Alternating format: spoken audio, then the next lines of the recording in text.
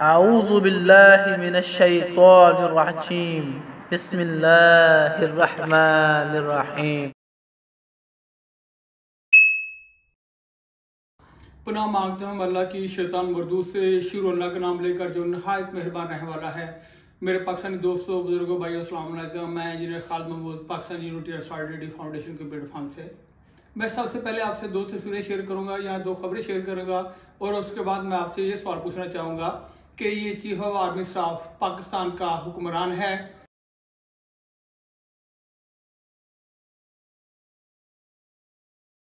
ये जो पहली तस्वीर आपने देखी है, ये है चीफ ऑफ आर्मी स्टाफ की, जब इसने कराची का दौरा किया और वहां पे इसने निगरान वज़ीर आला के साथ मिलकर एक मीटिंग की सदारत भी की। और दूसरी तस्वीर है इसकी बलूचिस्तान की, जब ये कोयटा में गया तो इसने निगरान वज़ीर आज़म के साथ साथ निगरान वज़ीर आला के साथ बैठकर एक मीटिंग की सदारत की।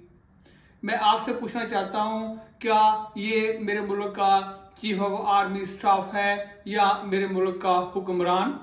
ये कैसा मेरे मुल्क के साथ मजाक हो रहा है कि मेरे मुल्क का चीफ ऑफ आर्मी स्टाफ, जो कि गवर्नमेंट पाकिस्तान के वजारत दफा का एक मुलाजम है, वो किस तरह मेरे मुल्क के वजीर आजम और वज़ीर आला के साथ बैठकर एक मीटिंग की सदारत कर सकता है। प्रोटोकॉल के हिसाब से ये जो चीफ ऑफ आर्मी स्टाफ है, ये प्राइम मिनिस्टर के बाद वजारत दफा आती है, उसका वजीर दफा आता है और उसके बाद सेक्रेटरी डिफेंस आता है और सेक्रेटरी डिफेंस के बाद चीफ ऑफ आर्मी स्टाफ का ओहदा होता है। और अगर इस चीफ ऑफ आर्मी स्टाफ ने मीटिंग अटेंड ही करनी थी तो इसको चाहिए था कि वजीर आजम के साथ या वजीर आला बलूचिस्तान के साथ या वज़ीर आला सिंध के साथ बैठने की बजाय ये प्रोटोकॉल के लिहाज से वजारत दफा के बाद सेक्रेटरी डिफेंस आता और सेक्रेटरी डिफेंस के बाद इसकी चेयर होती और वहां पे ये मीटिंग अटेंड करता। मगर मेरे मुल्क का चीफ ऑफ आर्मी स्टाफ सीना तान कर वज़ीर आला सिंध के साथ भी मीटिंग अटेंड करता है या मीटिंग की सदारत करता है और इसी तरह निगरान वज़ीर आज़म के साथ बैठकर और निगरान वज़ीर आला बलूचिस्तान के साथ बैठकर सीना तान कर मीटिंग की सदारत कर रहा है। क्या इससे ये जाहिर नहीं होता, क्या इससे ये साबित नहीं होता कि मुल्क पाकिस्तान के असली और सही हुक्मरान ये जर्नैल ही हैं? वो बेशक अयूब मरहूम की शक्ल में हो, वो बेशक मरहूम सदर ज़िया की शक्ल में हो, वो बेशक मरहूम मुशर्रफ की शक्ल में हो, वो बेशक साबका chief of army staff Jehangir Karamat की शक्ल में हो, वो बेशक साबका चीफ आर्मी स्टाफ कियानी की शक्ल में हो, वो बेशक असलम बेग की शक्ल में हो, वो बेशक जनरल कमर जवेद बाजवा की शक्ल में हो, या ये जो हमारा मौजूदा चीफ ऑफ आर्मी स्टाफ है आसिम मुनीर की शक्ल में हो। मैं काफी दिनों से इंतजार कर रहा था कि शायद इसके खिलाफ पाकिस्तान का कोई सहाफ़ी या पाकिस्तान को कोई सियासतदान या पाकिस्तान का साबका हुक्मरान या मौजूदा हुक्मरान इसके बारे में बात करेंगे कि किस तरह चीफ ऑफ आर्मी स्टाफ वज़ीर आज़म और वज़ीर आला के साथ बैठकर और जो कि हुकूमत पाकिस्तान का मुलाजिम है मीटिंग की सदारत कर रहा है। मगर यकीन करें, ना तो किसी सहाफ़ी ने ना ही किसी सियासतदान ने इसके बारे में बात की। क्या इससे ये साबित नहीं होता कि पाकिस्तान के जो असली और सही हुक्मरान है ये जर्नैल ही हैं और इन लोगों ने काकर शाकर, नवाज शरीफ, इमरान खान, शहबाज शरीफ, शुजात जैसे लोग या जरदारी जैसे लोग सिर्फ अपने गन साफ करने और अपने गंदे कपड़े साफ करने के लिए रखे हुए हैं कि पाकिस्तान में इन लोगों को इक़्तिदार देकर इनके पीछे बैठकर असली हुक्मरानी पाकिस्तान में की जाए।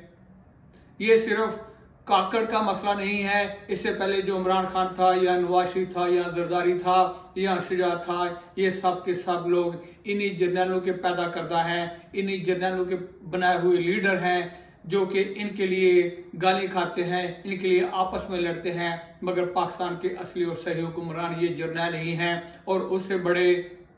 बेवकूफ़ और कम अकल हम पाकिस्तानी कौम हैं जो इनके बनाए हुए या इनके पैदा करदा सियासतदानों को लीडर समझकर इनके लिए आपस में लड़ाई कर रहे होते हैं, जैसे इमरान खान, जैसे नवाज शरीफ, जैसे जरदारी, जैसे शुजात जैसे लोग। क्या यहाँ पे ये सवाल नहीं बनता कि पाकिस्तान की माशी हालत ठीक करना या पाकिस्तान की माशी सरगर्मियों की सुधारत करना या उनकी निगरानी करना ये किसी भी सिक्योरिटी चीफ का काम नहीं है या ये किसी भी चीफ ऑफ आर्मी स्टाफ का काम नहीं है, बल्कि इनका काम है आईन और कानून के मुताबिक सरहदों की हिफाजत करना, ताकि पाकिस्तान में किसी भी दहशतगर्द की इतनी हिम्मत ना हो कि पाकिस्तान की सिक्योरिटी या पाकिस्तान की बॉर्डर क्रॉस करके पाकिस्तान में धमाके कर सके या पाकिस्तान के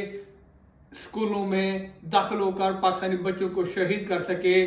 या ये जो पाकिस्तान में बम ब्लास्ट होते हैं ये ना होते। ये सब जिम्मेदारी चीफ ऑफ आर्मी स्टाफ की है कि सरहदों की निगरानी करना और दुश्मन के खिलाफ लड़ना। अगर चीफ ऑफ आर्मी स्टाफ मौजूदा या सबका अपने काम पे तवज्जो देते तो यकीन कीजिए इंडिया कभी भी कश्मीर पे कब्जा नहीं कर सकता था और ना कश्मीर को आईनी तौर पर अपना इलाका कह सकता था। उसकी सिर्फ बड़ी वजह यही है कि हमारे चीफ आर्मी स्टाफ अपना काम छोड़कर दूसरे कामों में पड़े हुए हैं, जिसकी वजह से मेरे मुल्क पाकिस्तान की हालत हो चुकी है कि हम आशी तौर पर बिल्कुल तबाह बर्बाद हो चुके हैं और स्वाय कशकुल उठाने के, भीख मांगने के, कर्जा मांगने के हमारा काम ही नहीं है। जब मैं 99 में यूएई में आया था तो यूएई के 1 दिरहम के मुकाबले में पाकिस्तानी 11 रुपए बनते थे और दूसरी तरफ मेरे मुल्क दुश्मन इंडिया के 1 दिरहम के मुकाबले में 13 रुपए बनते थे। और आज आप यह हालत देखें कि 1 दिरहम के मुकाबले में पाकिस्तानी रुपया 80 मिलता है और जबकि इंडियन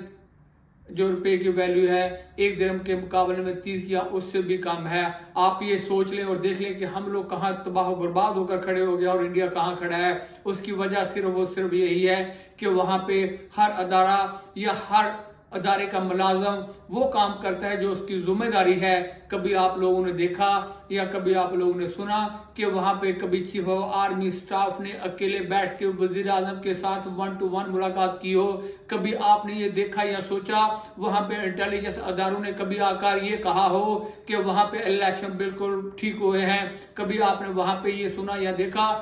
कि मेरे मुल्क दुश्मन इंडिया का चीफ आर्मी स्टाफ वहां पे माशी सरगर्मियों पे हिस्सा लेता हो? नहीं, कभी नहीं, बल्कि वो अपनी जिम्मेदारी अदा करता है, वो काम करता है जो उसके करने के उसके आइन और कानून के मुताबिक। मगर दूसरी तरफ मेरे मुल्क में ये चीफ आर्मी स्टाफ या ये जर्नैल अपने आप को हर आइन और कानून से बालातर और समझते हैं, जिसकी वजह से मेरे मुल्क पाकिस्तान में करप्ट, चोर,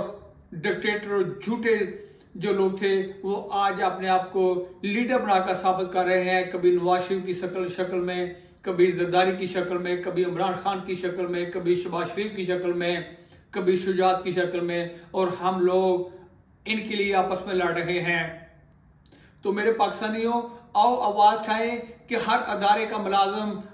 आइन और कानून के मुताबिक काम करे, वो काम करे जो उसके करने के है, ना कि दूसरे अदारे की सरगर्मियों में टांग अड़ाता रहे या दूसरे अदारों को तबाह करता रहे, जिस तरह मेरे मुल्क के जर्नैल कर रहे हैं और अपने आप को हर कानून और आइन से बालातर समझते हैं। आज पाकिस्तान में आप कोई भी अदारा देख लें, वहां पे हर जर्नैल उसका सरबराह बन के बैठा हुआ है और उन जर्नैलों को, उन अदारों के सरबराह कौन बना रहा है? कभी इमरान खान, कभी नवाज शरीफ, कभी शहबाज शरीफ, कभी जरदारी और कभी काकड़ जैसे निगरान हुक्मरान।